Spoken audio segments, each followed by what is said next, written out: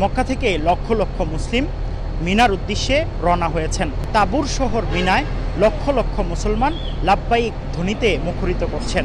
মিনার উদ্দেশ্যে শত শত বাস মক্কা থেকে ছেড়ে যাচ্ছে। এবার ২০ লাখেরও বেশি মুসলিম হজ আদায় করতে মক্কা শরীফে উপস্থিত হয়েছেন। বাংলাদেশেরও প্রায় ৮৫,০০০ মুসলিম এবার হজ আদায় করতে পবিত্র মক্কানগরীতে এসেছেন। তাদের বেশিরভাগ এখন মিনায় অবস্থান করছেন। অল্প কিছু মানুষ বাকি আছে, তারাও বাসের মাধ্যমে মিনায় রওনা হয়েছেন।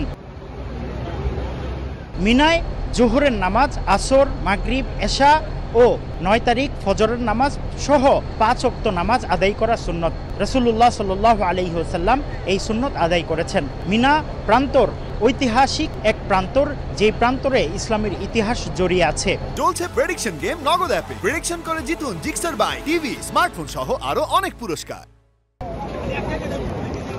মিনা প্রান্তরে ইসমাইল আলাইহিসসালামকে কোরবানি করার জন্য ইব্রাহিম আলাইহিসসালাম নিয়ে এসেছেন।